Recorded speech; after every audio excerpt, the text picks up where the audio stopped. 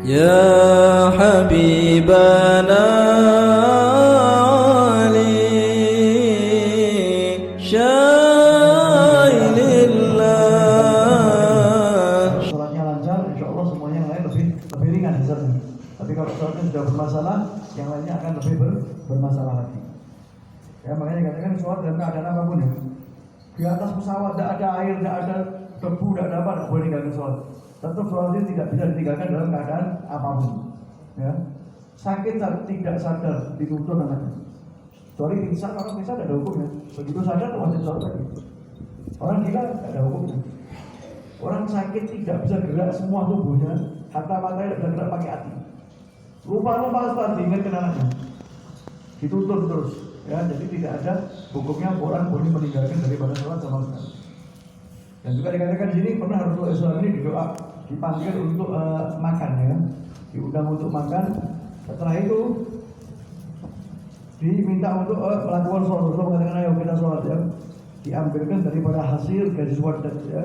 Tikernya itu sudah kotor karena terlalu lama dipakai ya, warnanya sudah berubah ya. Setelah itu dibersihkan saja dengan air dan Rasulullah SAW sholat di situ ya, dan ada anak-anak kecil dan juga orang perempuan yang sholat bersama Rasulullah SAW ya. Rasulullah SAW ini kalau diminta sama orang untuk sholat di rumahnya ya, ada seorang sahabat yang pernah minta Rasulullah untuk sholat di rumahnya karena matanya sudah tidak bisa melihat ya. Susah kalau jalan jauh, minta dijadikan tempat buat musola di rumahnya. Waktu datang Rasulullah mengatakan, kamu mau saya sholat di mana tempatnya kamu sukai ya, tunjukkan tempat yang kamu sukai di mana, sama orangnya baru Rasulullah. Bukan Rasulullah yang menunjuk, Rasulullah mampu menunjuk orang ini mungkin salah, sudah yang sebelah sini aja. Tapi akhir Rasulullah SAW mengatakan, kamu suka saya sholat di mana? Oh, di tempat ini. Langsung Rasulullah pergi ke tempat yang sudah disiapkan oleh Sahibul Bait tadi, melakukan sholatnya. Setelah itu tempat itu dipakai untuk sholat sama sahabat. Ini juga ada pelajarannya, bahwasanya salafun shalihin dulu itu sering memerintahkan muridnya untuk sholat di tempat gurunya yang pakai buat sholat. Ya, maksudnya apa? Ngambil berkah. Ini sudah diajarkan sama Rasulullah ya. Dilakukan oleh sahabat dan dijalani oleh Rasulullah. Berarti ini sudah menjadi hal yang sunnah karena Rasulullah pernah melakukan itu dan sahabat melakukan, tidak diingkari Rasulullah. Ya, minta tempatnya disolatkan Rasulullah biar dapat berkah Rasulullah. Kedua juga Rasulullah pernah turun di tempat-tempat bersejarah waktu mau Isra wal Mi'raj untuk sholat 2 rakaat di tempat-tempat itu. Ya, makanya salafun shalihin sering ya, kalau ada tempat makbar, tempat ibadahnya kiai fulan, habib fulan, ulama fulan, kita suruh turun di situ sholat 2 rakaat. Kenapa? Ngambil berkah tempat turunnya rahmat Allah. Ya, karena tempatnya aulia ini kan tempat turunnya rahmat. Kebalikannya tempat lupanya orang sama Allah ya. Rasulullah pernah ketiduran di suatu perjalanan, sholat di sini Rasulullah di depan sholatnya. Ya, tempat yang pernah melalaikan Allah sama Rasulullah tidak mau ya. Rasulullah pernah masak di tempat katanya ini tempat turunnya balatnya Nabi Allah Saleh. Ya, gara-gara orang yang boleh hotelnya pindah dari tempat itu. Jadi tempat-tempat yang penuh berkah sama Rasulullah dipakai untuk asar dan juga dilakukan sholat di tempat itu. Tempat-tempat yang penuh dengan dosa sama Rasulullah ditinggalkan. Walaupun itu bekas Nabi Saleh, kita bisa bayangkan Nabi Muhammad ke Nabi Saleh berapa ribu tahun. Tapi tempat pernah turun bala Rasulullah tidak mau duduk di tempat itu. Apalagi tempat yang masih aktif turun bala. Ya, ada tempat-tempat orang ahli maksiat dan sebagainya lebih panis lagi kita tinggalkan. Ya, tempat yang sudah zaman aja istilahnya sudah ribuan tahun Rasulullah tinggalkan, apalagi yang baru-baru ya. Di tempat-tempat yang dimana maksiat, tempat turun bala lebih baik tidak kita datangi. Ya, tidak kita datangi. Tempat yang turun rahmat kita datangi, kalau perlu kita melakukan sholat seperti apa yang diajarkan sama Rasulullah SAW.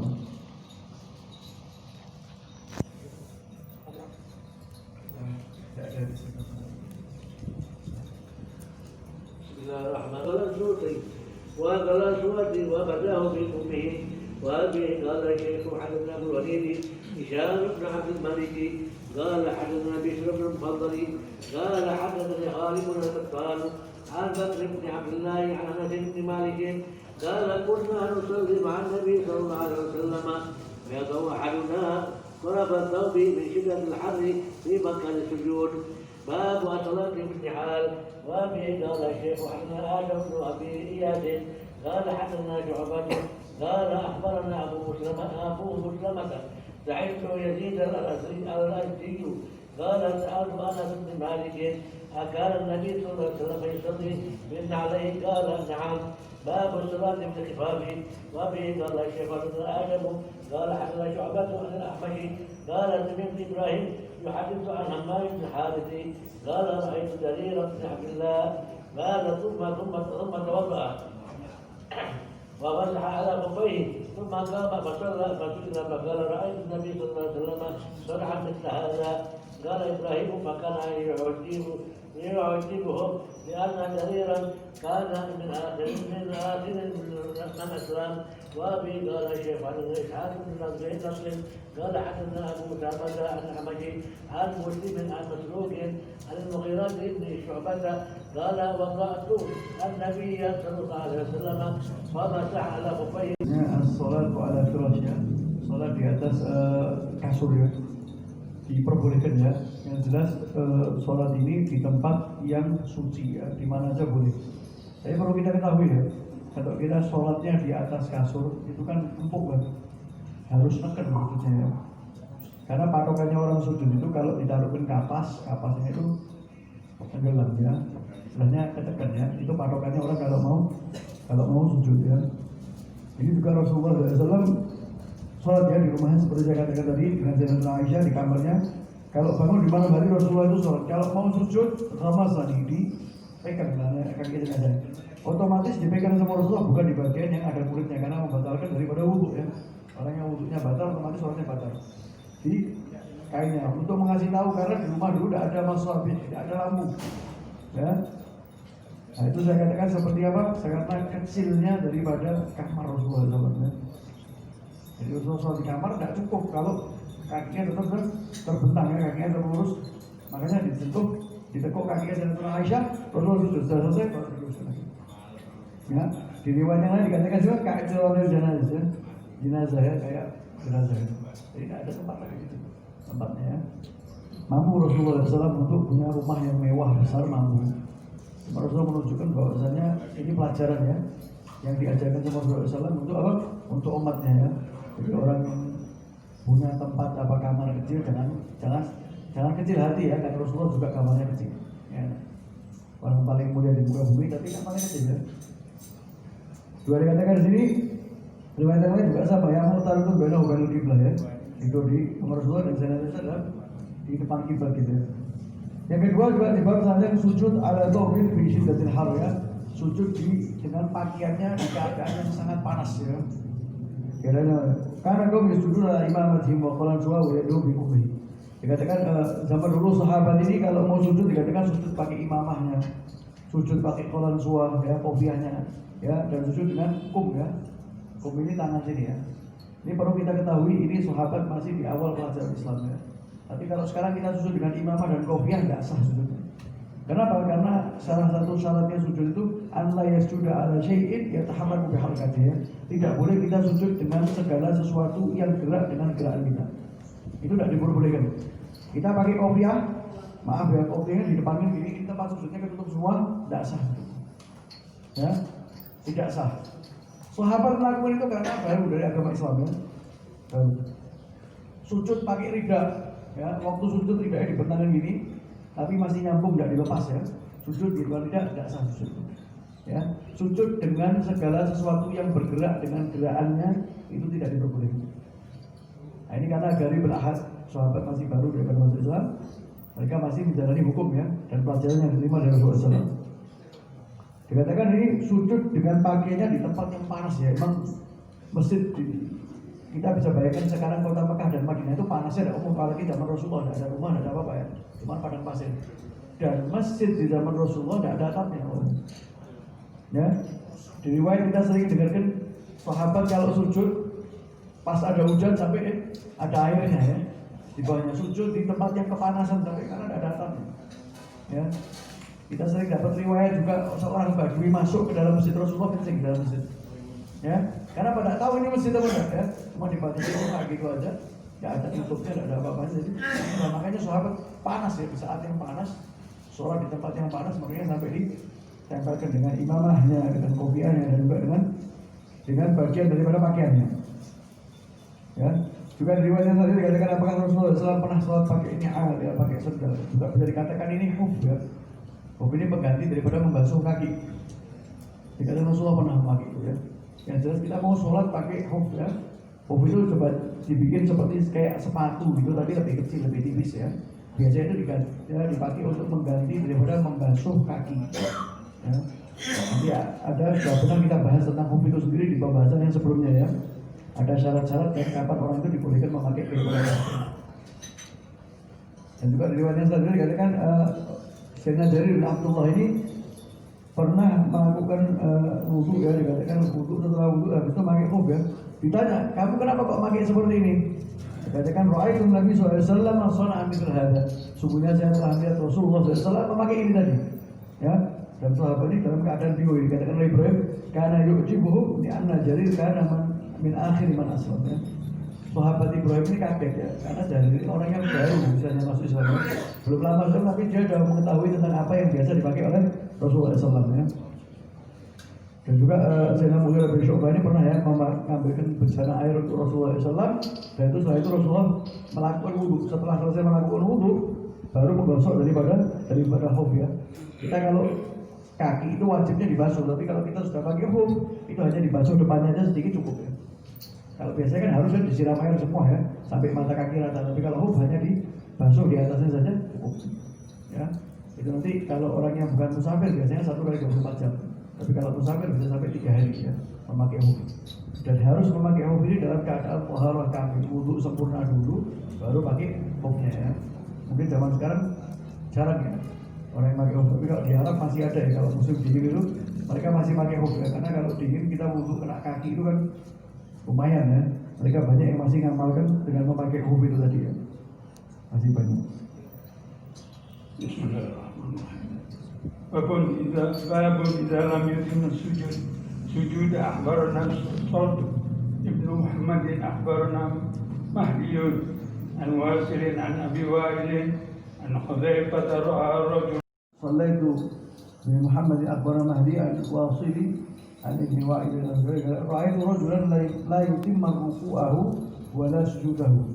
Melihat orang yang tidak menyempurnakan daripada rukuknya dan tidak menyempurnakan daripada sujudnya. Falamma qada salatahu qala lahu Hudzaifah ma shallait. Dikatakan setelah selesai sholat dia mengatakan sungguhnya kamu ini belum sholat ya. Dan juga dikatakan diriwayatkan ya, kalau kamu meninggal tidak dengan sunnah Rasulullah SAW ya. Yang di sini dimaksud layutima ya, tidak menyempurnakan daripada rukuk dan sujud ini apa? Rukuknya dan sujudnya tidak melakukan tumakninah ya. Ya. Rasulullah SAW pernah menegur sahabat ya, sholat ya. Setelah saya sholat dikatakan kamu belum sholat. Sholli fa innaka lam tusalli. Sholatlah sungguhnya kamu belum sholat. Sampai 2 kali 3 kali minta diajari ya. Idan mana fatma'in raki'an wa sajdah fatma'inna sajidan. Kalau orang ini sujud suruh tumakninah ya. Tumakninah itu sakaratul a'dha dikatakan subhanallah ya. Diamnya seluruh anggota tubuh dengan kadar waktu orang mengucapkan subhanallah. Itu wajib ya. Kita kalau rukuk wajib. Wajibnya ini malah bukan membaca doa, tapi wajibnya itu kita tumakninah, baca doanya sunnah. Ya. Jadi tumakninah di rukuk, tumakninah di i'tidal, tumakninah di sujud, tumakninah di antara 2 sujud. Itu semua wajib ya, termasuk daripada salah satu rukun di sholat ya. Itu ada diperhatikan oleh al-fuqaha untuk kita melakukan daripada tumakninah ya. Arkanus shalah itu ada yang 13, ada yang 17. Yang 13 sujud buat tumakninah lebih. Sujud dan juga tumakninah lebih. Tapi kalau yang 17 sujud jadi rukun sendiri dan tumakninah jadi rukun sendiri ya. Yang dikatakan di sini la yutimma ruku'ahu wala sujud ya. Jadi harus menyempurnakan, banyak sekali orang yang lupa ya. Yang lupa untuk menyempurnakan daripada sujud ya. Diam sebentar dengan batas waktu orang mengucapkan daripada subhanallah. Sebab juga dikatakan yubdi uqabaihi wa yujabi sujud ya. Ini sunnahnya orang kalau mau sujud ya, itu dibuka ya ketiaknya sampai sekiranya terbuka, jangan dikempit gini ya. Itu lagi sunnahnya sujud itu kebuka ya, ketiaknya ya. Tapi jangan dibuka terus nanti sebelahnya tidak bisa sujud ya, kelebaran ya. Nah, itu juga tidak baik juga ya, tidak bagus ya. Dibuka sekiranya bagian ketiaknya itu terbuka, tidak harus lebar sekali ya. Itu sunnahnya seperti itu ya. Seperti ini dilakukan oleh Rasulullah, dikatakan Karena idza shalla farraja baina yadayhi hatta yabdua bayadu ibtayhi ya. Dikatakan dibukanya tangan Rasulullah dalam sujud sampai terlihat putihnya daripada kulit ketiak Rasulullah sallallahu alaihi wasallam ya. Itu batasnya pokoknya patokannya gitu. Dibuka sekiranya itu terbuka daripada bagian ketiaknya, tidak apalagi kita perlu ketahui ya, sujud siku-siku ini nempel ya. Ini dicontohkan Rasulullah seperti layaknya sujudnya, maaf ya, kalau anjingnya. Rasulullah melarang makruh gitu ya. Sujud kita menempelkan daripada bagian siku-siku ya. Itu di riwayat hadis dikatakan kal-kalbi ya, seperti anjing. Sujud itu harus diangkat. Ya, siku-sikunya tidak boleh nempel. Ya. Angkat harus. Ya kan.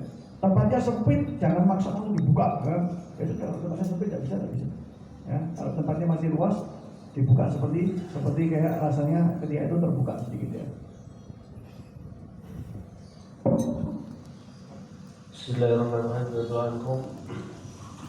Bab fadl istiqbal al-qiblah yastaqbilu bi itrafi rijlihi. Qala Muhammad an-Nabi sallallahu alaihi wasallam wa bi qala syahad. Kadang ada di kota Madinah ya, di kota Madinah ya. Makanya dikatakan di sini yang jelas kita kalau membuang hajat tidak dianjurkan untuk menghadap kiblat atau membelakangi ya. Tapi ke sebelah kanan daripada kiblat atau ke sebelah kiri daripada kiblat itu tadi ya. Ya dengan atas berburu kiblat adalah ini awalin walakin syarriku ribu ya. Rasul mengatakan itu adalah posisi Rasul yang ada di kota Madinah ya. Jadi kalau kita masuk ke kamar mandi atau ingin membangun kamar mandi afdolnya ya, walaupun dikatakan oleh ulama kalau kamar mandi jadi tidak makruh ya karena sudah ada satunya. Tapi tetap salah salahnya ulama terdahulu kalau bangun masjid atau kalau bangun kamar mandi tetap tidak diarahkan tempat buang hajatnya itu ke kiblat ya. Juga dikatakan di sini pernah ya. Yang Nabi sallallahu alaihi wasallam tidak ada itu mengatakan itu pada tasbih kiblat wala tasbihha walakin syarriku ya. Ini hadis yang mengajarkan ya kalau kita mau buang hajat di kamar mandi layaknya tidak membelakangi daripada kiblat. Berapa itu min magam Ibrahim musalla ya, dijadikan makam Ibrahim tempat yang bisa dipakai untuk sholat ya. Katakan di sini tentang sahabat yang bertanya apakah boleh mendatangi istrinya apabila ini dia melakukan umrah atau haji sebelum melakukan tawaf baina Safa wal Marwah ya. Dikatakan tidak boleh ya, karena harus kita melakukan tawaf dulu sampai rampung selesai sa'i baru nanti ada namanya tahallul awal ya. Ada juga tahallul tsani nanti di pelajaran tentang fikih akan dibahas lebih detail lagi ya. Dan sahabat mengatakan ini karena laku Rasulullah uswatun hasanah ya. Rasulullah mengajarkan ya tentang tata cara orang ini kalau mau melakukan tawaf ya. Dan Jabir bin Abdullah mengatakan la takraban